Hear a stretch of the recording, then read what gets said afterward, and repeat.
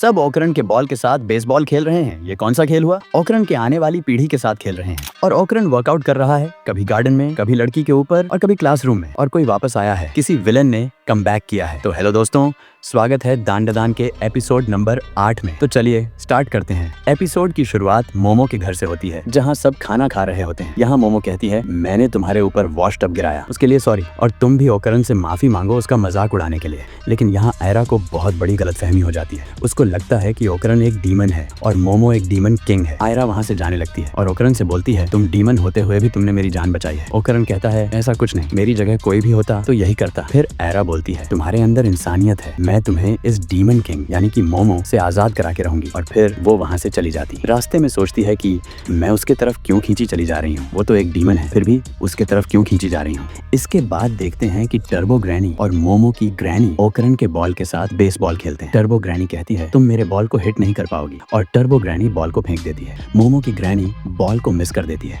इसके बाद बॉल ओकरन से टकरा जाती है और ओकरन को एक बॉल मिल जाती है। ओकरन कहता है, मुझे एक बॉल मिल गया है। पर सोचो, अगर ग्रैनी बॉल को हिट कर देती तो क्या होता। एनीवेज, आगे देखते हैं कि मोमो और ओकरन स्कूल आ जाते हैं। मोमो बोलती है, तो तुम्हें एक बॉल मिल ही गया, और दूसरा बॉल कहाँ मिलेगा? मुझे कोई आइडिया नहीं है। मोमो ओकरन से लंच के लिए पूछती है, क्या हम लंच ब्रेक के लिए छत के ऊपर मिलते हैं? लेकिन ओकरन बोलता है, सॉरी, पर मुझे एक रिपोर्ट पर काम करना है, इसलिए मैं नहीं आ सकता। फिर मोमो बोलती है, ठीक है, तो स्कूल के बाद हम किसी कैफे में जा सकते हैं, पर अपना लौंडा सख्त है। ओकरन मोमो को मना करते हुए बोलता, मैं आज बहुत बिजी हूँ। और इसके बाद दोनों अपने क्लासेस में चले जाते हैं। मोमो थोड़ा तनाव में होती है। क्लास में आकर मोमो लंच के लिए अपने फ्रेंड से पूछती है, पर मोमो के दोस्तों ने पहले ही लंच कर लिया था। मोमो थोड़ी उदास होती है। मोमो ड्रिंक पीने जाती है और वह पार्क में देखती है कि ओकरन आयरा के ऊपर होता है, जिसे देख मोमो चौंक जाती है। इसके बाद फ्लैशबैक दिखाया जाता है कि कैसे ओकरन आयरा के ऊपर गिरा। ओकरन यहाँ वर्कआउट कर रहा होता है क्योंकि उसे अभी अपनी दूसरी बॉल खोजनी है और उसे डर है कि अगर कोई बड़ा राक्षस आ गया तो क्या होगा। इसलिए ओकरन स्ट्रॉन्ग बनने के लिए वर्कआउट कर रहा है और यह वर्कआउट करने के लिए मोमो की ग्रैनी कहती है। तो ओकरन वर्कआउट कर ही रहा होता है कि तभी वहाँ आयरा आ जाती है। आयरा को देख ओकरन बोलता है, मिस शिराटोरी, क्या तुम्हें कोई मदद चाहिए? लेकिन आयरा फिर से यही बोलती है, तुम एक डीमन हो और मैं एक इंसान हूँ, फिर भी तुम्हारे लिए मेरी फीलिंग्स बहुत स्ट्रॉन्ग हैं। तुम अपनी आंखें बंद करके खड़े रहो। और फिर आयरा उसे किस करने जाती है, पर ओकरन उसे रोक लेता है और पीछे धक्का दे देता है और बोलता है, ये तुम क्या कर रही हो? आयरा बताती है, मैंने एक मैगजीन पढ़ी है, उसमें लिखा है कि तुम्हें अपने प्यार को किस करना होता है।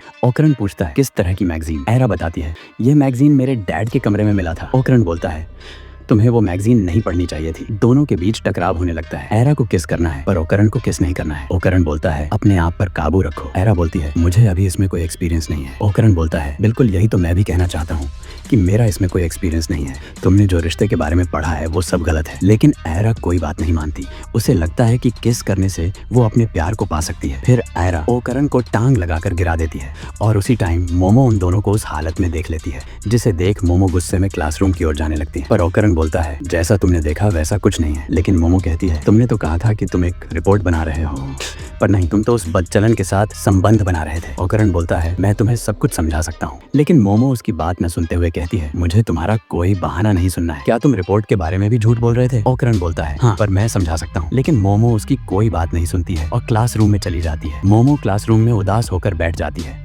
और बहकी बहकी बातें करने लगती है। मोमो को देखकर उसके दोस्त कहते हैं, इसके अंदर झींगे की आत्मा आ चुकी है। दूसरी ओर ओकरन खुद को दोषी मान रहा होता है। वह क्लासरूम में भी वर्कआउट कर रहा था। लगता है ये एक ही दिन में शरीर बना के मानेगा। ओकरन सोचता है, मैंने ये बात छिपाकर मोमो के साथ बहुत गलत किया है, मुझे उसे सब बता देना चाहिए था, सब मेरी गलती है। तभी अचानक से स्कूल में हर जगह पानी भरने लगता है। क्लासरूम के सारे बच्चे गायब हो जाते हैं। ओकरन को किसी के चीखने की आवाज आती है। वह तुरंत भागकर बाहर जाता है और आयरा को देखता है। ओकरन पूछता है, क्या हुआ, सारे बच्चे कहाँ हैं? आयरा बताती है, मुझे पता नहीं, सब अचानक से गायब हो गए, कहीं ये सब मोमो ने तो नहीं किया। ओकरन और आयरा मोमो को खोजने लगते हैं। दूसरी तरफ हमें मोमो को दिखाया जाता है जो खिड़की खोलने की कोशिश कर रही है, लेकिन सारी खिड़कियां बंद होती हैं और पानी भी तेजी से बढ़ रहा था। इसे देखकर मोमो को गुस्सा आता है। तभी मोमो को महसूस होता है कि कोई उसके पास आ रहा है। वह छुप जाती है और देखती है कि एक डायनासोर है। मोमो हैरान होकर बोलती है, नामुमकिन, क्लास में एक डायनासोर क्या कर रहा है? तभी पानी में हलचल होती है, जिसे डायनासोर महसूस कर लेता है। वह मोमो की ओर बढ़ने लगता है। डायनासोर उसके पास आ जाता जाता है पर उसे देख नहीं पाता। वह अपनी गर्दन पहले नीचे करके पानी पीता है और फिर जहाँ मोमो छुपी रहती है उस तरफ लेजर एनर्जी से हमला करता है। मोमो किसी तरह बच जाती है और कहती है तुम कहाँ हो ओकरन। दूसरी तरफ आयरा को इस ब्लास्ट की आवाज सुनाई देती है। वह पूछती है ये क्या था। ओकरन कहता है पता नहीं, यह एक विस्फोट की तरह लग रहा था। आयरा पूछती है ये सब क्या है, क्या ये कोई जाल है जो तुमने और मोमो ने मेरे लिए बिछाया है। ओकरन बताता है बिल्कुल नहीं, ऐसा कुछ नहीं है। मुझे नहीं पता ऐसा क्यों हो रहा है पर मुझे इस चीज का एक्सपीरियंस है क्योंकि ये मेरे साथ पहले भी हो चुका है, जिसमें हमारे सामने एक दीवार खड़ी हो गई थी। मोमो और मैं उसमें फंस गए थे। आयरा चौंक जाती है और पूछती है फिर तुम बाहर कैसे आए। ओकरन जवाब देता है हमने एलियन को हराया और सब नॉर्मल हो गया। आयरा एलियन का नाम सुनकर चौंक जाती है और पूछती है क्या एलियन सच में होते हैं, कहीं तुम मेरे साथ मजाक तो नहीं कर रहे हो। ओकरन कहता है नहीं, ये सच है सर।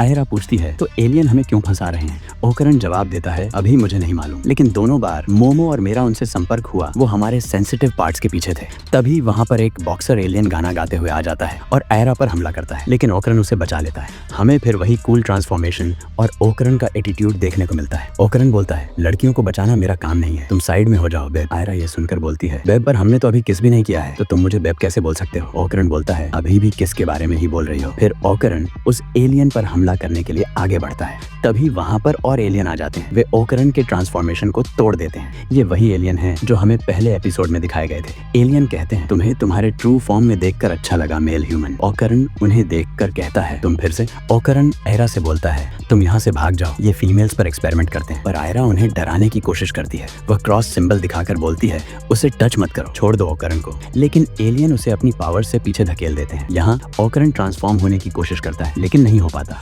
आगे पता चलता है कि इस बार ये एलियन किसी फीमेल के लिए नहीं बल्कि मेल के मेन पार्ट को लेने के लिए आए हैं। एलियन अपने औजार निकालते हैं और कहते हैं हम आपके केले को धीरे से काट देंगे। लेकिन तभी कोई एक एलियन को उठाकर फेंक देता है। वह और कोई नहीं बल्कि आयरा है जो ट्रांसफॉर्म हो चुकी है। आयरा बोलती है मास्टर ओकरन को नीचे रखो और यहाँ एपिसोड का एंड होता है। अगर आपको ये वीडियो पसंद आया हो तो लाइक जरूर करें और ऐसे ही मजेदार कंटेंट के लिए चैनल को सब्सक्राइब करना ना भूलें और कमेंट बॉक्स में ये जरूर बताना कि आपको इस एपिसोड का कौन सा पार्ट अच्छा लगा।